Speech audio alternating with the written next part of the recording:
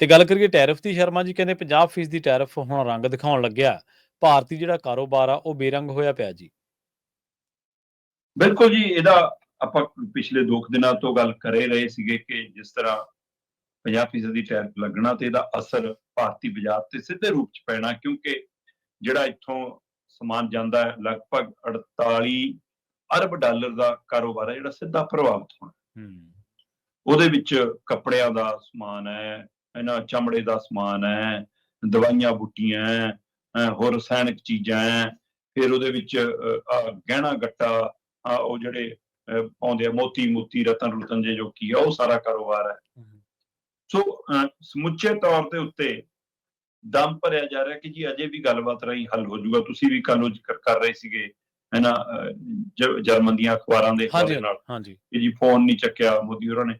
ਚੰਗਾ ਜੀ, ਦਮ ਦਿਖਾਇਆ, ਪਰ ਟਰੰਪ ਤਾਂ ਅਜੇ ਵੀ ਕਹੀ ਜਾਂਦਾ ਕਿ ਮੈਂ ਫੋਨ ਕਰਕੇ ਜੰਗ ਰਕਾਈ ਸੀ, ਮੈਂ ਨਰਿੰਦਰ ਮੋਦੀ ਨਾਲ ਗੱਲ ਕਰਕੇ ਜੰਗ ਰਕਾਈ ਸੀ। ਉਹ ਇੱਕ ਪਾਸੇ ਉਹ ਅਜੇ ਵੀ ਦਮ ਭਰਦਾ, ਦੂਏ ਪਾਸੇ ਉਹਨਾਂ ਦੇ ਵਿੱਤ ਮੰਤਰੀ ਸਾਹਿਬ ਕਹੀ ਜਾਂਦੇ ਨੇ ਕਿ ਜੀ ਉਹ ਸਾਡੀ ਗੱਲ ਬਣ ਜਾਵੇ ਜੀ, ਅਸੀਂ ਭਾਰਤ ਨਾਲ ਫਿਰ ਗੱਲ ਕਰਾਂਗੇ। ਕਿਹੜੇ ਮੂੰਹ ਨਾਲ ਗੱਲ ਕਰੋਗੇ ਜੀ? ਮਿੱਤਰ ਮੁਲਕ ਦੇ ਉੱਤੇ ਦੁਨੀਆ ਦਾ ਸਭ ਤੋਂ ਵੱਧ ਟੈਰਿਫ, 50% ਦੀ ਟੈਰਿਫ ਕਿਸੇ ਮੁਲਕ ਤੇ ਨਹੀਂ ਹੈ, ਭਾਰਤ ਤੇ ਹੈ। ਤੇ ਰੂਸ ਤੋਂ ਕੱਲਾ ਤੇਲ ਭਾਰਤ ਤੇ ਲੈਂਦਾ ਜੀ, ਸਾਡੇ ਨਾਲੋਂ ਵੱਧ ਤਾਂ ਚੀਨ ਲੈਂਦਾ, ਤੇ ਹੋਰ ਕਿੰਨੇ ਮੁਲਕ ਲੈਂਦੇ ਨੇ। ਸਹੀ। ਫਿਰ ਇਹਦਾ ਅਰਥ ਕੀ ਹੈ? ਹੁਣ ਇਹਦਾ ਅਸਰ ਇਸ ਕਦਰ ਪੈਣ ਲੱਗਿਆ, ਕਹਿੰਦੇ ਜੀ ਅਮਰੀਕਾ ਨਾਲ ਜਿਹੜਾ ਹੀਰਿਆਂ ਦਾ ਕਾਰੋਬਾਰ ਚੱਲਦਾ ਸੀ ਉਹ 90% ਰੁਕ ਗਿਆ, ਸਿੱਧਾ ਉਹ ਚ ਖੜੋਤ ਆ ਗਈ ਹੈ। ਦੂਸਰੇ ਪਾਸੇ ਜਿਹੜਾ ਉਹ ਹੱਥੀ ਹੈਂਡੀਕ੍ਰਾਫਟ ਕਹਿੰਦੇ ਉਹਨੂੰ, ਰਾਜਸਥਾਨ ਦੇ ਖੇਤਰ ਦੀ ਜਿਹੜੀ ਐਸੋਸੀਏਸ਼ਨਾਂ ਇਹਦੇ ਲਈ ਕੰਮ ਕਰਦੀਆਂ ਸੀ, ਉਹ ਕਹਿੰਦੀਆਂ ਸਾਡੇ ਆਰਡਰ ਬੰਦ ਹੋ ਗਏ ਜੀ ਮੈਨੂੰ, ਤੇ ਆਪਾਂ ਇਹੀ ਤਾਂ ਗੱਲ ਕਰ ਰਹੇ ਸੀ।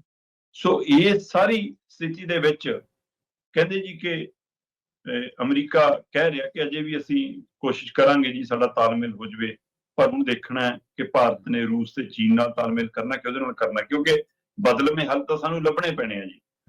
ਮੰਨਿਆ ਜਾ ਰਿਹਾ ਕਿ ਬਦਲਵੇਂ ਹੱਲਾਂ ਦੇ ਵਿੱਚ ਇੱਕ ਹੱਲ ਇਹ ਪਿਆ ਕਿ ਵੱਖਰੇ ਨਵੇਂ ਬਾਜ਼ਾਰ ਤਲਾਸ਼ੇ ਜਾਣ ਦੁਨੀਆ 'ਚ। ਜੀ।